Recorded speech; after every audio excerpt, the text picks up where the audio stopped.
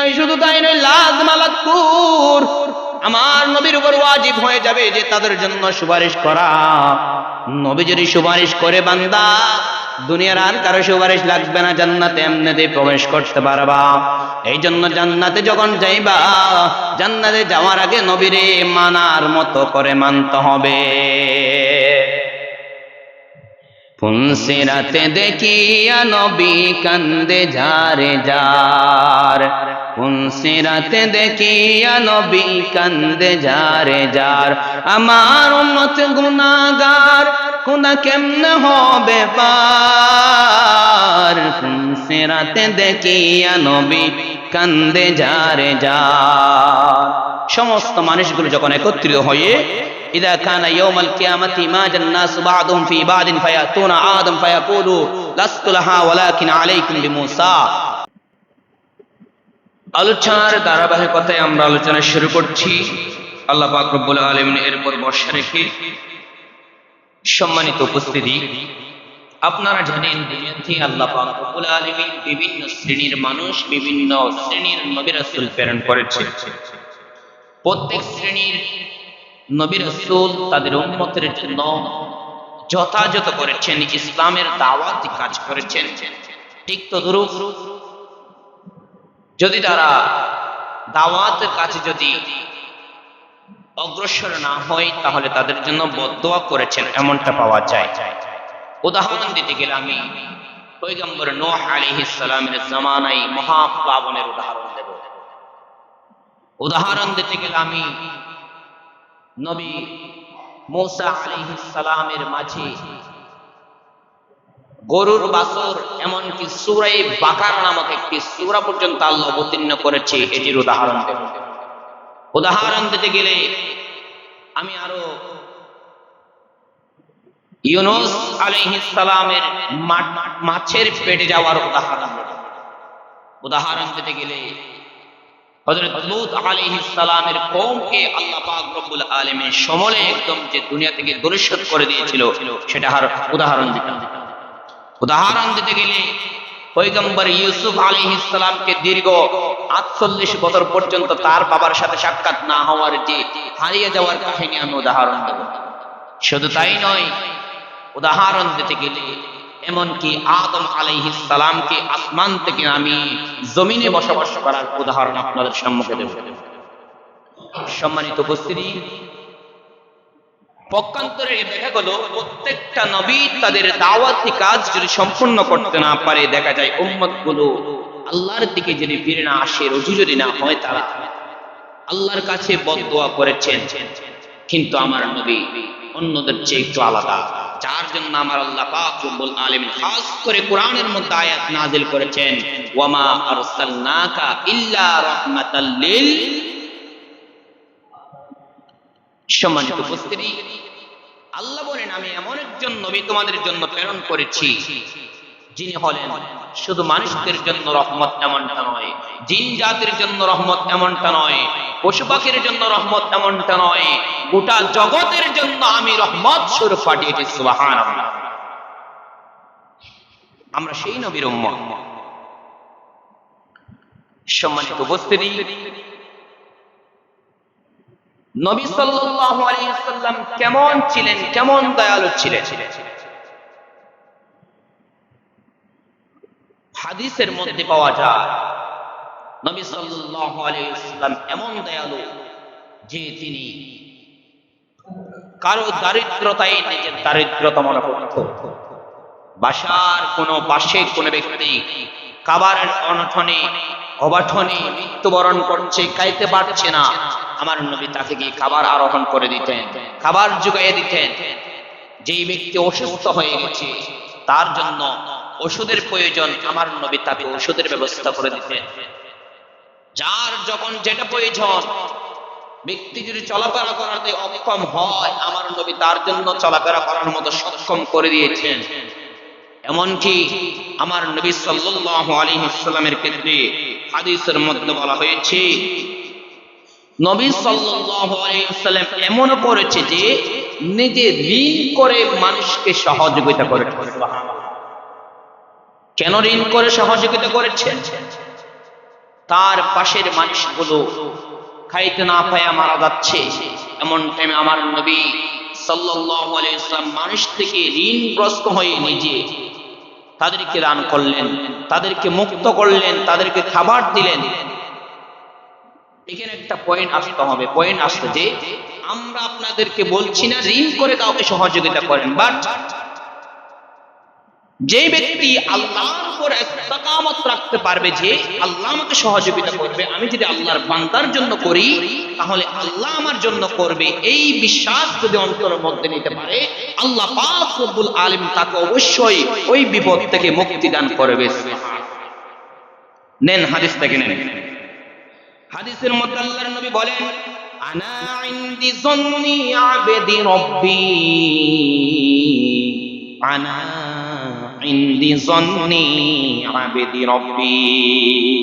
অর্থাৎ বান্দা আমার প্রতি যেমন ধারণা পোষণ করেন আমি তার ক্ষেত্রে তেমন হয়ে থাকি। অর্থাৎ বান্দা যদি আমার পক্ষে আমার সাথে যদি আমি যে তার ঋণটা যে মুক্ত করে দেবো এমনটা যদি নিয়ত করে থাকে, আমি আল্লাহ তাকে আশ্বাস দিচ্ছি আমি অবশ্যই তাকে ঋণগ্রস্ত থেকে মুক্তি দান করে দেব। তাহলে সর্বপ্রথমই কেন বলেছে আপনার নিয়ত একদম ক্লিয়ার স্পষ্ট হতে হবে, নিয়ত থাকতে হবে যে আমি যদি আল্লাহর বান্দার জন্য করি আল্লাহ আমার জন্য করবেন। যেমন উদাহরণ দিতে গেলে আমি আপনাদেরকে ছোট্ট একটা উদাহরণ দেব। কয়েকদিন আগে আমাদের নোয়াখালী, লক্ষ্মীপুর এবং সোনাগাজী সহ এবং ফেনী সহ বিভিন্ন স্তরে বন্যায় কবলিত হয়ে গেছে। দেখা গেছে অনেক মানুষ সেখানে কি করেছে, সহযোগিতা করেছে। আপনারা হয়তো একজন ব্যক্তির নামে শুনেছেন, শেখ আহমদুল্লাহ। তিনি সেখানে প্রথমে 10 কোটি টাকার বাজেট ঘোষণা দিয়েছেন, অথচ তাদের অ্যাকাউন্টের মধ্যে 1 টাকাও তখন ছিল না। কিন্তু তিনি আল্লাহর উপর ইস্তেকামত রেখেছে। আমি কারো সুনাম করছি এমনটা না, জাস্ট উদাহরণ দিচ্ছি। তিনি আল্লাহর উপর ইস্তেকামত রেখে ঘোষণা দিয়ে দিয়েছে যে তিনি মনে করেছেন আমি যদি বান্দার জন্য করি আল্লাহ আমার জন্য করবে। ইন্না আবদি যন্নি রব্বি, তুমি তোমার রবের প্রতি যেভাবে ধারণা পোষণ করো তোমার রব তোমার জন্য সেভাবে করে। কিন্তু আল্লাহ পাক রব্বুল আলামিন তার আশাকে এমন আশ্বাস দিয়েছে যে 100 কোটি আর সহযোগিতা ছাড়িয়ে গেছে। সুবহানাল্লাহ।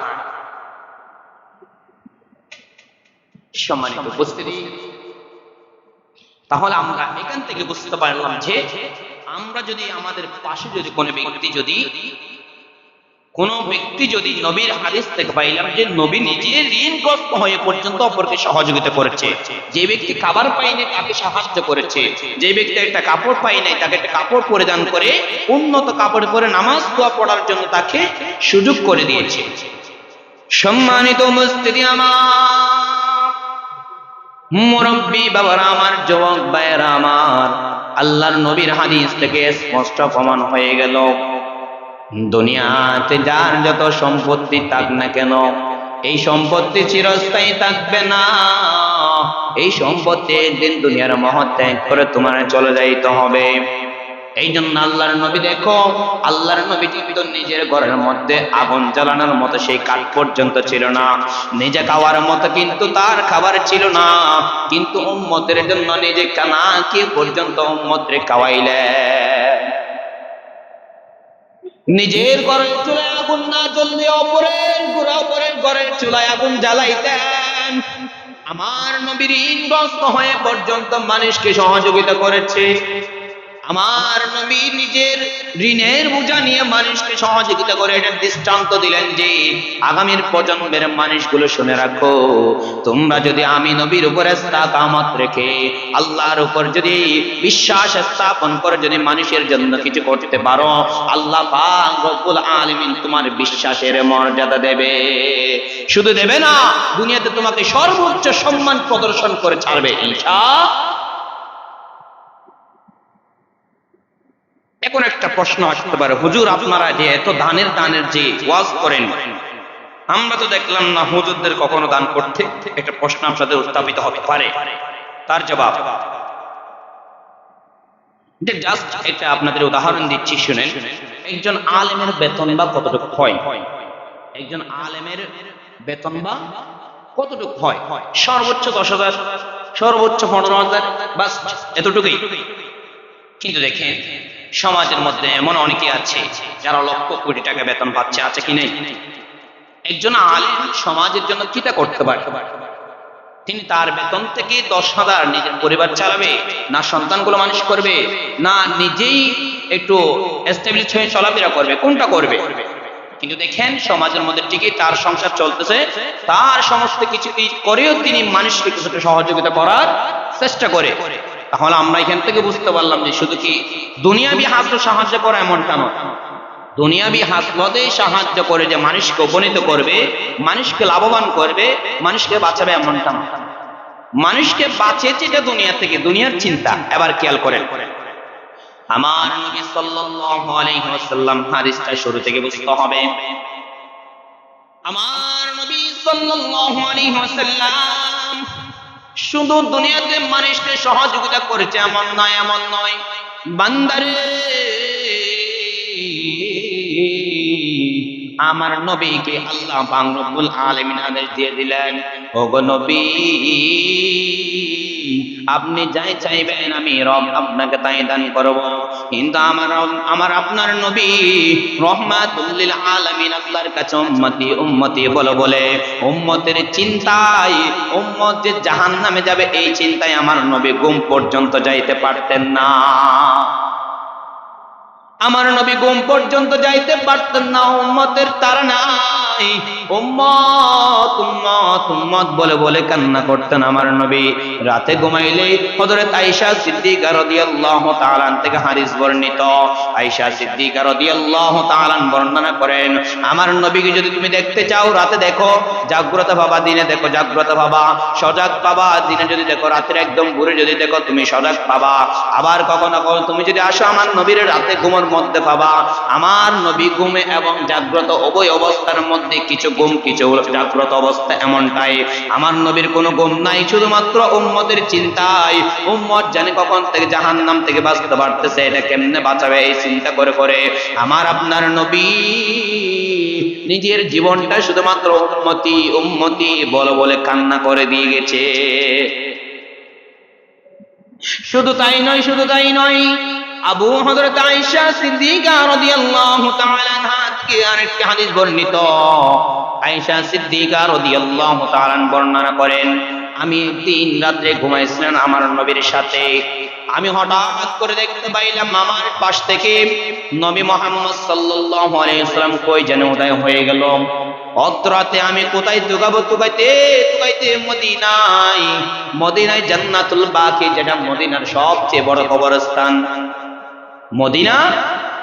মদিনার কবরস্থানের মধ্যে আমি গিয়ে দেখি আমার নবী চোখের পানিগুলো ফেলে উম্মতের জন্য কান্নায় লিপ্ত হয়ে গেছে।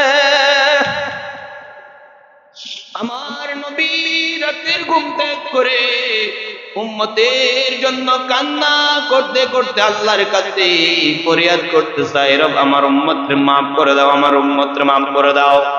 তাহলে বোঝা গেল আমার নবী এদিকে যেমন রহমত দুনিয়ার জন্য মানুষের সহযোগিতা করে, মানুষকে সর্বোচ্চ সহযোগিতা করার জন্য চেষ্টা করতেন, আর সবচেয়ে বড় সাহায্য হলো মানুষকে তো জাহান্নাম থেকে মুক্তি করে জান্নাতে নিয়ে যাওয়া। এর থেকে আর বড় সাহায্য হতে পারে? জাহান্নাম থেকে মুক্তি করে জান্নাতে নিয়ে যাওয়া, এর চেয়ে আর বড় সাহায্য হতে পারে না। উদাহরণ নেন আবার, ওই যে ওটা নিয়ে আসি, ইমামরা কতটুকু সহযোগিতা করে দেখেন। প্রত্যেকজন ইমামের অন্তরে তাকে মুসল্লিদের বাঁচানো, মুসল্লিদের কেমনে নামাজের তাকিদ দিবে, কেমনে আল্লাহর দিকে রুজু হওয়া যায়, আল্লাহর দিকে ফিরে যায়, এটা নিয়ে চিন্তা করতে করতে তার ঘুম হয় না। আর মুসল্লিদের বর্তমান অবস্থা হলো মুসল্লিদের মুখে মুখে সর্বদা হার হামেশা থাকে ইমামদের সমালোচনা, ঠিক কিনা? এই জন্য আমার প্রিয় ভাইয়েরা আমার, আপনার ইমামের সাথে আপনার ভালো সম্পর্ক, কিয়ামতের দিন আল্লাহ আপনার সাক্ষাৎ দান দিবে। আপনার ইমামকে আপনি সম্মান করেছেন, কিয়ামতের দিন আপনি তার থেকে সুপারিশ পাওয়ার যোগ্য হয়ে যাবেন। একজন আলেম যদি পক্ষান্তরে যদি আলেম হয়ে থাকে 70 জন পর্যন্ত মানুষকে সুপারিশ করতে পারবে। যদি হক্কানি আলেম হয়ে থাকে, আল্লাহর নবী হাদিসের মধ্যে বর্ণনা করেছেন, তাহলে অগণিত মানুষকে সাহায্য করতে পারবে। আর একজন হাফেজ 10 জন মানুষকে জাহান্নাম থেকে মুক্ত করে জান্নাতের মধ্যে নিয়ে যেতে পারবে। সুবহানাল্লাহ। এই জন্য আপনার ছেলেকে আলেম বানাবেন, আপনার ছেলেকে কোরআনের হাফেজ বানাবেন। কিয়ামতের দিন দুনিয়াতে না পাইলে কিছু, কিয়ামতের দিন কিন্তু তার থেকে বিনিময় পেয়ে যাবেন আপনি, যেই বিনিময় আপনাকে কেউ দিতে পারবে না। আপনার সন্তান লক্ষ কোটি টাকা আজকে ইনকাম করতেছে, সেই সন্তান কিন্তু ওই দিন আপনাকে বাঁচাতে পারবে। কিন্তু যে আলেম, আপনি জাহান্নামে আছেন, আপনার জন্য জাহান্নাম নির্ধারিত হয়েছে, অনিবার্য হয়ে গেছে আপনার উপর জাহান্নাম, এমন টাইমে আপনার জন্য ওই কোরআনের হাফেজ সহযোগিতা করবে, একমাত্র আলেম একমাত্র সহযোগিতা করবে।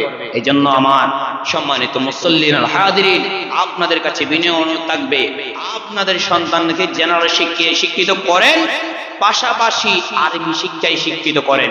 আরবি জ্ঞান থাকলে সেই ছেলেগুলো কখনো মা বাবার অবাধ্য হবে না, মা বাবাকে আর বৃদ্ধাশ্রম যাইতে হবে না। এখন দেখেন যত বাংলা শিক্ষিত তত বেশি মা বাবা বৃদ্ধাশ্রমে, ঠিক কিনা? সম্মানিত প্রিয় হাজিরিন, একদিন আমার আল্লাহ পাক রব্বুল আলামিন নবী সাল্লাল্লাহু আলাইহি ওয়াসাল্লামের জন্য কোরআনের মধ্যে বলেন, কুনতু আলা শাফা হুফরাতিন মিনান নার ফাকাযাকুম মিনহা। মানে হলো আমার আল্লাহ পাক রব্বুল আলামিন এমন যে তোমাদের যখন তোমরা যখন একদম জাহান্নামে একদম পড়ে গেছো, জাহান্নামে ধারে ধারে চলে গেছো, এমন টাইমে আমি তোমাদেরকে জাহান্নাম থেকে রক্ষা করেছি নবী রাহমাতুল লিল আলামিন মুহাম্মদুর রাসূলুল্লাহ সাল্লাল্লাহু আলাইহি ওয়াসাল্লামের মাধ্যমে। কেমন করে? আল্লাহ পাক রব্বুল আলামিন আরেকটা আয়াতের মধ্যে বলেন, আল্লাহ পাক রব্বুল আলামিন বলেন, ওয়ালা সাউফা ইউতিকা রাব্বুকা ফাতারদা। আল্লাহ নবীকে আদেশ দিলেন, ও নবী, আপনি আজকে আমার কাছে যা চাইবেন আমি আল্লাহ আপনাকে তাই দান করব। আপনি আমার কাছে চাইতে দেরি, আমি আল্লাহ আজকে আপনার সন্তুষ্টি পর্যন্ত আপনাকে সহযোগিতা করব। আপনি চান যেটাই চান। নবী কিন্তু চাইলে দুনিয়া সুন্দর জীবন চাইতে পারতেন, নবী কিন্তু চাইলে আরামায়েশের জীবন যাপন চাইতে পারতেন। নবী চাইলেন কি? হাদিসের মধ্যে বর্ণনা, মুসলিম শরীফের হাদিসের মধ্যে বর্ণনা করতেছেন আয়াতের ব্যাখ্যা করতে গিয়ে আল্লামা ইমাম তাত্তাজানি রাহমাতুল্লাহি আলাইহি বলেন, এই আয়াত যখন বলা হয়েছে নবী তখন সিজদায় পড়ে বলো, ইয়া রাব্বি উম্মতি উম্মতি উম্মতি। সুবহানাল্লাহ। কেমন নবীর উম্মত আমরা দেখেন। আল্লাহ বলেছে, হে নবী, আজকে আপনি যেটাই চাইবেন আমি আপনাকে সেটাই দেব, আপনাকে আজকে খুশি করব। ফাতারদা, আপনাকে আজকে আমি রাজি খুশি করব। কিন্তু নবী চাইলেন কি? হে রব, আমার উম্মতকে জাহান্নামের আগুন থেকে বাঁচা, আমার উম্মতকে জাহান্নামের আগুন থেকে বাঁচা। সম্মানিত প্রিয় হাজিরিন, নবী কেমন ছিলেন জানেননি? কেমন রহমত মানুষের জন্য, দুনিয়ার মানুষের জন্য শুধু নয়। তাইফের ময়দানে আমার নবী যখন ইসলামের দাওয়াত নিয়ে যখন গেলেন, তখন সেখানকার মানুষগুলো আমার নবীর বিরুদ্ধে স্লোগান করল। আমার নবীকে এক পর্যায়ে তারা আঘাতগ্রস্ত করে ফেলেছে।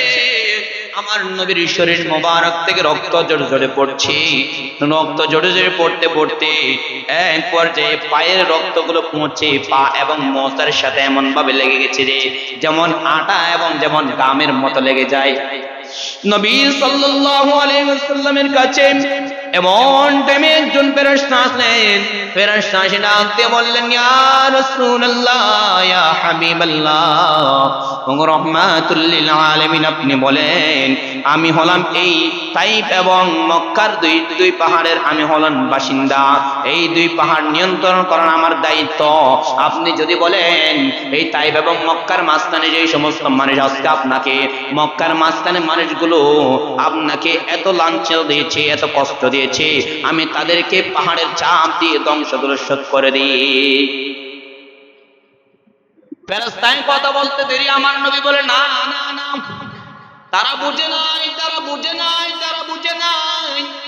তাদের মধ্যে হয়তো আগামী প্রজন্ম হয়তো একজন হলে ইসলাম ধর্ম গ্রহণ করবে, যেটা আমার রব্বে রাজি খুশি করবে, মারদাতিল্লাহ, আল্লাহর জন্য প্রশস্তিত হবে, আল্লাহকে রাজি খুশি করার জন্য থাকবে।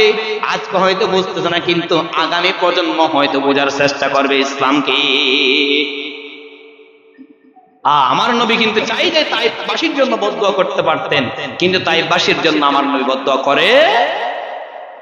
আমার নবী কেমন রহমত দেখে। শুধু তাই নয়, সম্মানিত প্রিয় হাজিরিন, আমাদের অনেক সময় দেখা যায় আমরা অসুস্থ হয়ে যাই।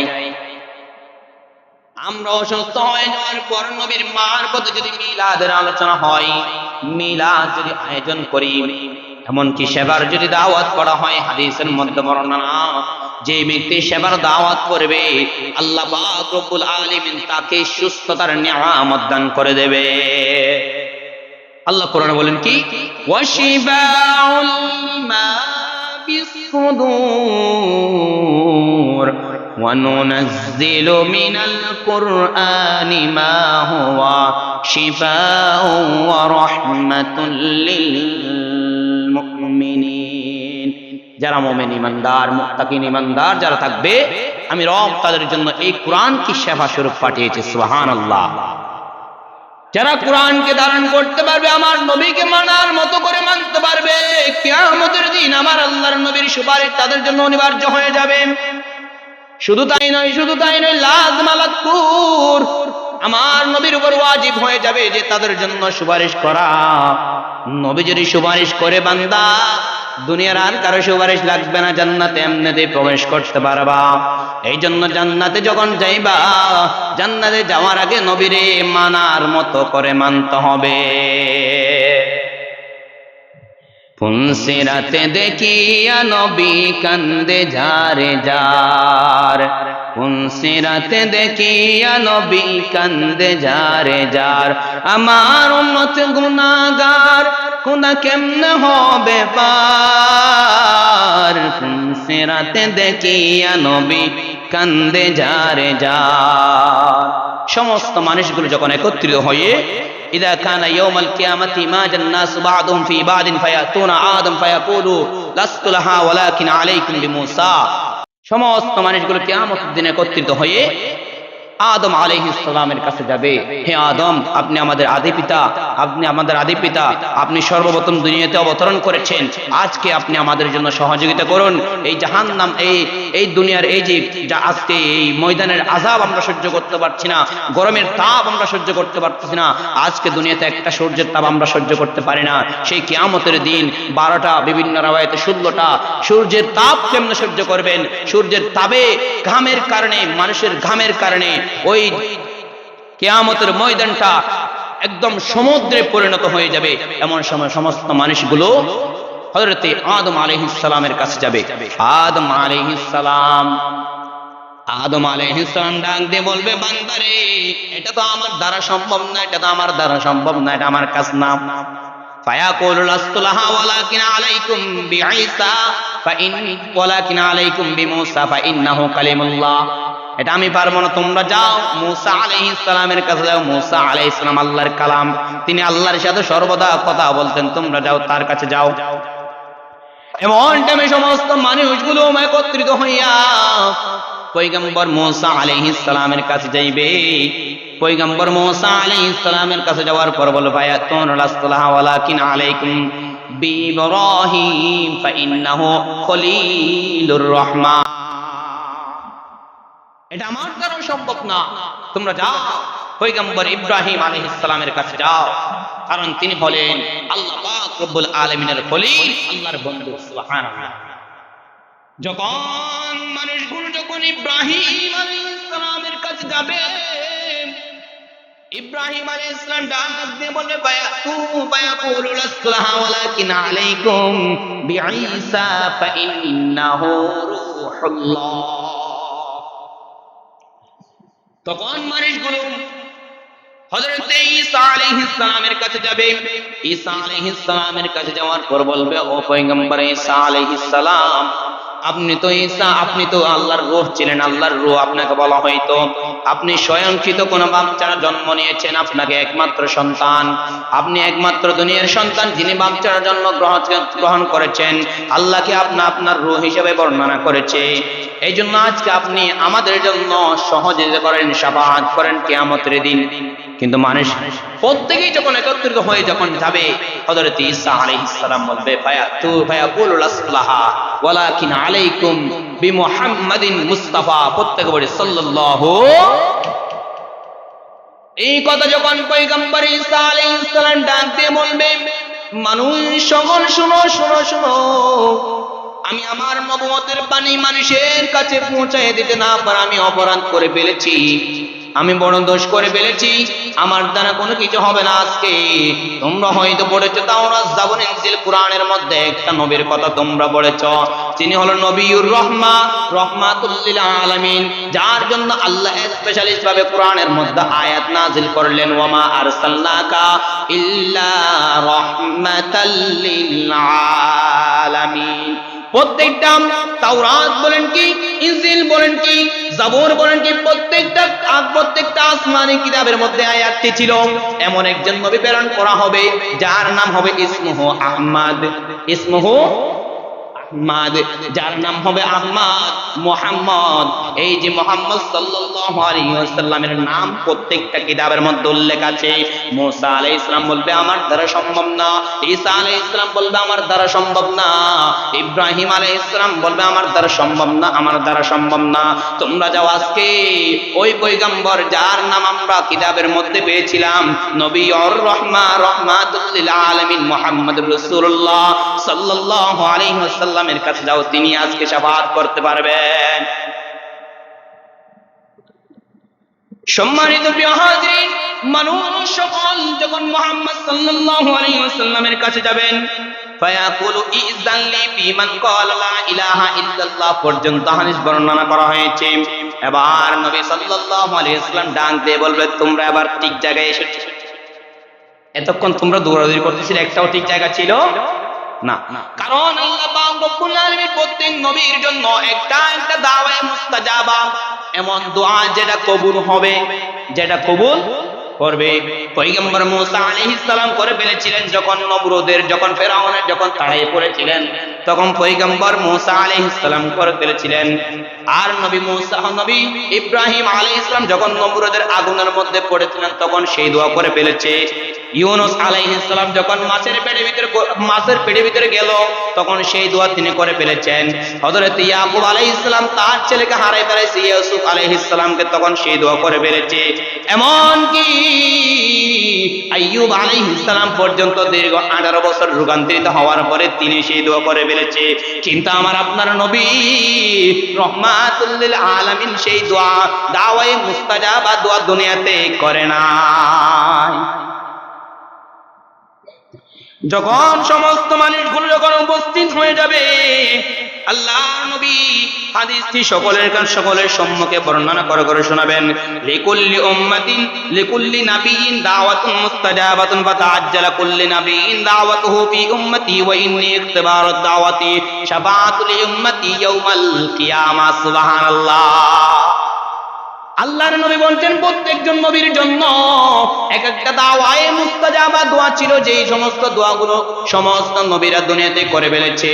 কিন্তু আমি এই দোয়া আমি দুনিয়াতে করি নাই, এই দোয়া আমি আমার উম্মতের জন্য কিয়ামতের দিন আল্লাহর কাছে করার জন্য রেখে দিয়েছি। সুবহানাল্লাহ। কেমন নবী দেখেন, কিন্তু আল্লাহর কাছে চাইলে কিন্তু তিনি এত নিমজ্জিত হওয়ার পরেও, এত শাস্তি পাওয়ার পরেও, এমনকি তিনি নিজের মাতৃভূমি ত্যাগ করে ইয়াসরিবের মধ্যে ভ্রমণ করেছেন। আল্লাহ পাক রব্বুল আলামিন আমার নবীর মারফতে ইয়াসরিবকে মদিনাতুল মুনাওয়ারা যেটা মদিনার শহর, নবীর শহর বলে রূপান্তরিত করে দিয়েছেন। এমনকি মক্কা নগরীর মানুষগুলো আমার নবী আবার ডেকে বলেছিল, এই মক্কা নগরীর মানুষ, আমি যাচ্ছি না নিজের মাতৃভূমি ছেড়ে, আমি যদি নিজের স্বইচ্ছায় মাতৃভূমিতে থাকতে চাই, দেখা যায় আমার সমস্ত সাহাবাদের ক্ষতি হবে। আমি রহমাতুল লিল আলামিন, উম্মতের জন্য রহমত স্বরূপ প্রেরণ হয়েছি, এই জন্য আমি আজকে চলে যাচ্ছি, কিন্তু একদিন আবার ফিরে আসবো এই মক্কা নগরীতে ইসলামের দাওয়াত নিয়ে। নবী সাল্লাল্লাহু আলাইহি ওয়াসাল্লাম এই বাণীগুলো বলে দিয়েছিলেন। ঠিক একদিন মক্কা বিজয়ের যখন ঘোষণা এসে গেল, মক্কা নগরীতে ইসলাম সম্প্রসারিত হয়ে গেল, মক্কার প্রত্যেকটা অলিতে গলিতে কালিমে তৈয়বা, কালিমে শাহাদাত, লা ইলাহা ইল্লাল্লাহু মুহাম্মাদুর রাসূলুল্লাহ উচ্চ স্বরে ধ্বনিত হয়ে গেল। সুবহানাল্লাহ। নবী সাল্লাল্লাহু আলাইহি ওয়াসাল্লাম কেমন রহমত জানেননি? সেদিন মানুষগুলো যখন একত্রিত হয়ে আমার নবীর কাছে যাইবেন, আমার নবী সিজদায় পড়ে গেলেন। আমার নবী সিজদায় পড়ার পর আল্লাহর কাছে বলবে, ইয়া রব্বি উম্মতি উম্মতি উম্মতি। তখন আল্লাহ পাক রব্বুল আলামিন আমার নবীর ডাক দিবেন, ইরফা রাসাকা ওয়া কুল তুতা ওয়াশফা তুশাফা। হে নবী, সিজদা থেকে মাথা উত্তোলন করুন, আপনার যা কথা বলার আছে বলেন, শোনা হবে। আপনি শাফাআত করেন, আপনার শাফাআত গ্রহণ করা হবে, আপনি যেটা বলবেন সেটাই করা হবে। তখন আমার নবী সাল্লাল্লাহু আলাইহি ওয়াসাল্লাম ডাক দিয়ে বলবেন, উম্মতি উম্মতি উম্মতি। তখন একদল উম্মতকে আল্লাহ পাক রব্বুল আলামিন জাহান্নাম থেকে বাহির করে দেবেন। এরপর আমার নবী সাল্লাল্লাহু আলাইহি ওয়াসাল্লাম আবার সিজদায় পড়ে যাবেন। সিজদায় পড়ার পর আবার বলবেন, ইয়া রব্বি উম্মতি বিতিলকাল মাহামিদা ফায়ুফিরু সাফায়াকুর সাজিদ লাহু। এমন এমন বাক্যগুলো বলবেন, যে সমস্ত বাক্যগুলো দুনিয়াতে আমার নবী কারোর জন্য বলে নাই। দুনিয়াতে এমন এমন শব্দগুলো উচ্চারণ করবে, যে সমস্ত শব্দ এখনো বাংলাদেশে আসে নাই, সারা পৃথিবীতে এই সমস্ত শব্দগুলো হয় নাই। আমার নবী এমন এমন শব্দ দ্বারা আল্লাহর প্রশংসা করতে লাগবে, আমার আল্লাহর প্রশংসা করতে লাগবে। আল্লাহ পাক রব্বুল আলামিন এক পর্যায়ে আরেক দল উম্মতকে জাহান্নাম থেকে বাহির করার জন্য আদেশ দিবেন। আল্লাহ পাক রব্বুল আলামিনের আদেশ পেয়ে জিবরাইল ফেরেশতা গিয়ে একদল জাহান্নামীকে জান্নাতের মধ্যে প্রবেশ করাবেন। অনেক লম্বা হাদিস, ইনশাআল্লাহ বাকি আলোচনা আগামী সপ্তাহে করব, সময় হয়ে গেছে। আল্লাহ পাক রব্বুল আলামিন, আমরা যে আলোচনাটা করেছি, মেইন পয়েন্ট হলো আজকের যে লাস্ট পয়েন্ট, সেটা হলো আপনার যতটুকু সামর্থ্য, আপনার ভাই খাইতে না পারলে, আপনি আমার নবী যেমন দয়ালু, আমাদেরকেও দয়ালু হতে হবে। আমরা যেমন রহমাতুল লিল আলামিনের উম্মত, ঠিক তদ্রূপ আমাদের কিছু দয়ালু দেখাতে হবে। আপনার 10 টাকা আছে, 5 টাকা আপনার ভাই যেটা খাইতে পারছে না তাকে দিয়ে দিবেন। আপনার যেটা আছে, আপনি যেইভাবে খান, আপনার অপর ভাই খাইতে পারছে না তাকে দিবেন। একজনের কাপড় নাই, আপনি তাকে কাপড় দ্বারা সহযোগিতা করবেন। একজনের নামাজ পড়ার জন্য লুঙ্গি নাই, আপনি তাকে লুঙ্গির মাধ্যমে সহযোগিতা করবেন। যেইভাবে পারেন আল্লাহর নবী সাল্লাল্লাহু আলাইহি ওয়াসাল্লামের সুন্নতটা আপনারা প্রত্যেকে জারি রাখবেন। এটার উসিলায় আল্লাহ পাক রব্বুল আলামিন অবশ্যই আপনাদেরকে জান্নাতের উচ্চ মাকাম দান করবে। আল্লাহ পাক রব্বুল আলামিন যে সমস্ত আলোচনা করেছি, সর্বপ্রথম আমি এবং আপনাদের বুঝার তৌফিক দান করুক, আমিন। ওয়া আখিরু দাওয়ানা আলহামদুলিল্লাহি রাব্বিল আলামিন। আসসালামু আলাইকুম ওয়া রাহমাতুল্লাহ।